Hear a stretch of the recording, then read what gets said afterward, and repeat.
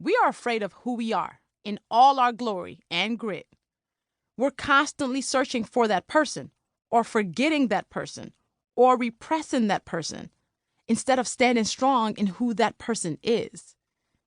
Being fully ourselves is necessary for us because it serves as a grounding force. I find that's the case for me. There's a lot to be afraid of in this world because, in general, things can be a wreck out there. And none of us need to be afraid of who we are in our whole personhood because who has the time? This standing in your full self isn't about being an immovable person whose beliefs are stuck in a rock. It's not that can't nobody tell you shit or that you're not able to admit when you're wrong. Instead, it's about having a strong sense of identity. It's about knowing you belong in this world just as much as anyone else.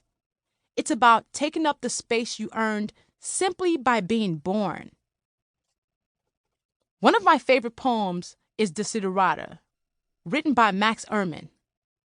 My favorite part is, you are a child of the universe, no less than the trees and the stars. You have a right to be here.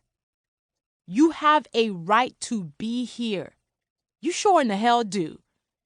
Oddly enough, knowing this fullness of who you are doesn't make you more stubborn. Instead, it makes you more likely to grow since you know you have a solid foundation that doesn't change even as you learn new things and new perspectives. This is a step you need to be a professional troublemaker because you will get in trouble, guaranteed. What makes you realize it's worth it? This process of knowing the fullness of who you are. A lot of fear fighting and professional troublemaking is confronting things that will knock us off our square. Things that will slap us into dizziness and make us forget everything we know is real.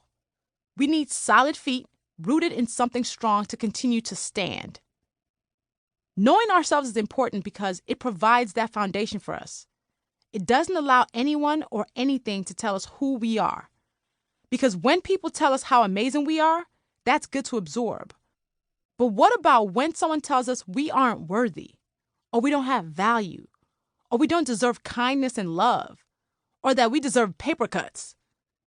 To know thyself is to not take all the praise to head or take all the shame into heart. To know ourselves is to write our values in cement, even if our goals are in sand.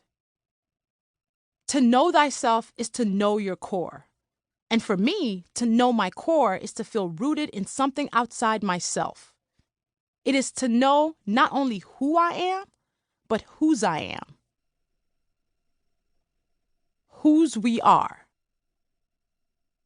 Whose I am is not about belonging to someone or being beholden to people. It is about the community you are tied to that holds you accountable. It is about knowing you are a part of a tribe that is greater than yourself. It is about feeling deeply connected to someone and knowing that no matter where you go, you have a base. If we're phones, knowing whose we are is our charging station. I learned the importance of whose you are growing up. As a Yoruba girl, I am part of a tribe that prioritizes our people sometimes as much as it prioritizes an individual. Collectivism comes alive for us through the traditional oriki. What's an oriki?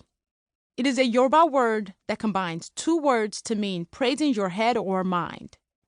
Ori is head, and ki is to greet or praise. An oriki is a greeting that praises you through praising your kingship and speaking life to your destiny. It is your personal hype mantra, and it can be spoken or sung. The original attempts to tell you who you are make up your oriki. It's used to remind you of your roots and your history. It might include the city your father's from and where his father's from. It might include the things that make your family name special. It brags on your people. It lets people know who you were, who you are, and who you will be. It reminds you of those who came before you and blesses those who will come after. It might even include some shade. Orikis are often sung at birthdays and celebrations. They're also sung to see you off into the next life. An oriki connects you to your ancestors, and it will move even the most stoic to cry because you feel it in your chest. Your tear ducts just give up the ghost and let the water go.